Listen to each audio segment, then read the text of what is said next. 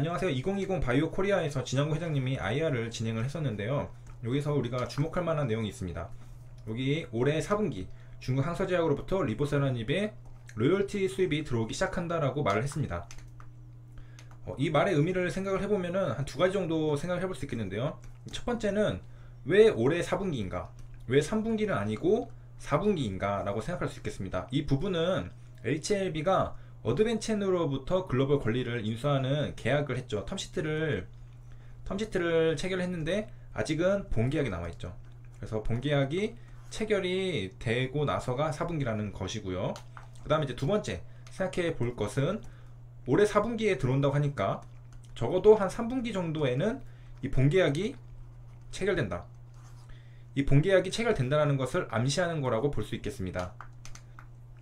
그래서 HLB는 과거 이력들을 보면은 기사 그리고 회사 홈페이지에서 우리가 힌트를 받을 수 있는 것들을 숨겨두는 경우가 많습니다. 보물찾기 하듯이 기사 내용을 곰곰이 읽어보면은 앞으로 나올 이슈, 공시, 기사 이런 것들을 좀 힌트를 얻을 수가 있습니다. 그 중에 하나가 이거라고 생각을 합니다. 그래서 4분기에 나온다는 얘기는 4분기 전에는 적어도 본계약이 체결이 될 것이고, 그 다음에 이 체결이 됐다는 것은 아마 기사든 회사 홈페이지든 공시든 나올 거라고 예상을 해볼 수가 있겠습니다. 자, 이렇게 된다면은 4분기 그리고 하반기에 예정되어 있던 이슈가 많죠. 이거 본계약도 그렇고 그 다음에 NDA도 하반기에 있는 것을 기억을 하셔야 되겠습니다. 그 다음에 이제 오늘 초록뱀 같은 경우에는 시간의 하한가를 갔는데요. 시간을 보면은 몇 시부터 갔느냐, 여기 5시 10분부터 살짝 느낌이 있었죠. 그 다음에 5시 22분에 한방에 하한가를 갔습니다. 그래서 여기서도 30만주 거래됐고 하한가에서는 50만주 거래됐습니다. 거의 한 2배가 안되는 수량이 여기군요. 누적이고 10만주 2배가 안되는 수량이 거래가 됐음에도 한 번에 하한가를 갔다는 것은 아무도 받아주는 사람이 없었다라는 것입니다. 그리고 이제 분봉으로 보면은 이렇게 장 후반에 수급이 들어오면서 거래량이 늘면서 이렇게 매수세를 가격을 높이면서 샀는데 악재는 아무도 예상할 수 없게 그냥 바로 나와 버렸죠. 그 다음에 이제 공시가 나온 시간을 보면은 17시 16, 5시 16분에 나왔습니다. 그래서 초록뱀이 여기 보면은 이거는 이제 증권신고서였고 17시 09에 유상증자 결정이 나왔습니다. 그 내용을 좀 이제 읽어보면은 여기 운영자금이 1115억 원입니다. 500억 원이고 주주 배정 후 실권주 일반 공모이고, 여기 보면은 일주당 신주 배정 주식수가 0.4, 그러니까 40%라는 것을 알 수가 있겠습니다. 그 다음에 내려가 보면은 할인율을 보면은 여기 기존 주가로 해서 20% 할인을 한 걸 알 수가 있겠습니다. 그래서 이유는 뭔가 봤더니 OTT 겨냥 대형 프로젝트 가동이라고 합니다. 한류 제작사 재도약이라는 의미로 시작을 한다고 하는데요. 그래서 최근 중국의 한한령 해제 분위기를 고려해서 했다고 합니다. 과거 유상증자 사례를 하나 보면 에이프로젠 제약이라는 게 있습니다. 4천억 원 규모의 유상증자 소식이 있었는데요. 자금 조달 나선 이유는 바이오웨어폰을 생산하는 계열사인 에이프로젠 바이오 로직스에 투자하기 위해서였다고 합니다. 그리고 시가총액이 약 75%에 달하는 규모라고 알려져 있는데요. 이게 이제 그 당시 에이프로젠 제약의 주가입니다. 이렇게 생겨 있는데 분봉으로 보면은 여기 거래가 되고 있다가 장 후반에 보면은 개파락을 했습니다. 그래서 마이너스 1% 정도 돼 있는 상태였는데요. 항상 이제 이런 이슈가 있을 때는 먼저 파는 어떤 그런 느낌이 나죠. 초가가 마이너스 23%, 그리고서 이렇게 상승을 하고 다시 내려가고, 에이프로젠 제약의 사례를 하나 봤고요. 한 가지 볼만한 것은 예정 발행가가 1,400억 원으로 적혀 있죠. 1,400억 원입니다. 주가를 보면은 시초가가 1255원에서 시작을 했죠. 그리고서 분봉으로 보면은 제가 1,400억 원에 이렇게 그어 보겠습니다. 1,400억 원까지 상승을 한번 하고서 여기 저항선 역할을 하는 걸 볼 수가 있죠. 그리고 다시 돌파를 하고서 올라갔다가 여기서도 다시 지지선 역할 1,400원 1,400원에서 꽤 의미 있는 움직임을 보여줬죠. 마치 자석으로 붙여놓은 것처럼 요 의미 있는 가격대에서 거래가 되는 것을 알 수가 있습니다.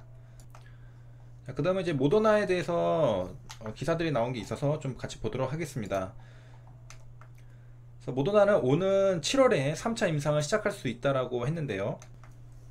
그런데 아직 좀 생각할 것들이 있다라는 겁니다. 뭐냐면은 이제 중화항체가 모두에게 형성이 되어야지 이게 약으로서 쓸 수가 있다라는 점이고, 그 다음에 이 항체가 생긴 게 얼마나 오래 갈 거냐. 항체가 생기자마자 1초 만에 없어지면은 그 치료할 수가 없겠죠. 그 다음에 초기라 조금 더 연구가 필요하다라는 점, 이런 것들은 이제 임상에서 하는 거죠. 2차랑 3차에서 다 할 겁니다. 2상이랑 3상을 말하는 거죠. 그 다음에 이제 대량 생산할 수 있는지, 이 mRNA는 복잡해 가지고 할 수 있는 것인지, 그 다음에 모더나는 이어서 증자를 하기로 했는데요. 12억 달러니까 대략 한 1조 2천억 정도 됩니다. 자, 그 다음에 이제 6개월 뒤에 공인인증서가 사라진다고 합니다. 우리 주식 HTS, MTS로 거래할 때 공인인증서는 어떻게 해야 되나 라는 내용인데요.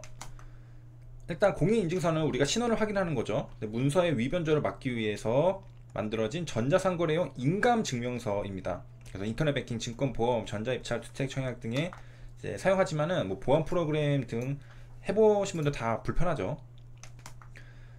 그래서 20일 열리는 본회의에서는 독점적 지위를 폐지하는 전자서명법 개정안을 처리할 예정이라고 합니다. 그래서 우리가 이제 앞에 공인을 붙잖아요. 이 공인인증서 뿐만 아니라 민간인증서도 다 같은 역할을 할 수 있게 만들어 준다는 겁니다. 경쟁이 붙겠죠. 경쟁이 붙는다면 아마도 제일 편리한 데를 사람들이 쓰지 않을까 생각을 해봅니다. 그 다음에 공인전자서명이라는 표현이 전자서명으로 바뀌게 되고요.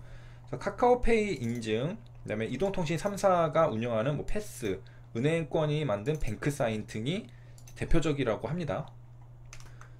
그래서 뭐 지문, 홍채인식, 블록체인 등의 인증 방식들을 또 활용하려고 하고요. 현재는 카카오페이 인증이 가장 앞서고 있다라는 평가라고 합니다. 그리고 편리함 뿐만이 아니라 기술에 위변조 불가능한 블록체인 기술을 적용해 보안 또한 뛰어나다고 하네요. 그 다음은 이제 유상증자 신택도 한번 같이 보도록 하겠습니다. 여기 딱 보면은 떨어진 날이 보이죠. 공시가 나온 날을 보면은 2월 25일입니다. 신택이고요. 주주 배정 후, 그 다음에 예정 발행가 1150원, 그리고 0.3, 30%를 신주 배정 주식으로 했고요. 할인율을 보면은 20%를 적용했습니다. 그리고 이제 주가를 보러 오면은 2월 26일 날 이렇게 마이너스 13% 시작해서 종가는 마이너스 16%로 더 떨어져서 끝났습니다. 그래서 이제 좀 자세히 유상증자 결정을 들여다보면은 여기 보통은 영업 양수자금, 운영자금, 특히 운영자금에 돈이 들어갈 텐데, 여기 채무상환 자금이 무려 1100만 10억 670억 원입니다. 그러니까 거의 대부분의 한 70%에 달하는 금액을 채무상환 자금으로 쓰기 위해서 유상증자, 그리고 주주배정으로 한다고 했기 때문에 아마 그런 게 아닐까 생각을 할 수가 있겠습니다. 그리고 다음날 아침 8시 57분 장 시작 전에 신택 유상증자 결정에 대해서 여기 매수 리포트가 나왔는데, 신한금융에서 실적 자신감이라고 합니다. 무슨 말이냐면은 올해 예상 실적의 자신감 때문에 이거를 매수 목표가는 18,500원으로 제시를 한다는 겁니다. 보니까 이제 923억 규모를 유상증자 했고, 비율은 기존 주식 대비 40%, 할인 발행률은 20%라고 하는데요. 영업이익이 흑자 전환할 것으로 추정된다. 그래서 지금은 적자였다는 거죠, 이 당시에. 그래서 그걸 살짝 보여줬다는 겁니다. 지난해, 이거는 2020년이니까 2019년 4분기 실적 개선은 업황 회복의 초입 신호로 해석한다라고 설명을 합니다. 그래서 생산 라인을 17% 증설 계획이고, 향후 추가 투자도 고려 중이다라고 했습니다. 모듈 PCB의 공급 증가 확인됐고, DDR5 이런 기판 가격 상승도 호재로 작용할 것이다. 근데 가장 큰 비율은 채무 상환인데 그에 대한 내용은 빠져 있습니다. 자, 이때로 돌아가서 분봉을 한번 같이 보도록 하겠습니다. 이렇게 해서 거래가 됐고, 장 시작할 때 이렇게 시초가가 1200 이렇게 해서 쭉 그냥 하향하는 그런 흐름을 보여주고 있는 것을 볼 수가 있겠습니다. 그 다음에 다음날도 추가 하락을 했죠. 그냥 지속적으로 이렇게 흘러내렸던 모습을 볼 수가 있겠습니다. 여기까지 시청해 주셔서 감사합니다.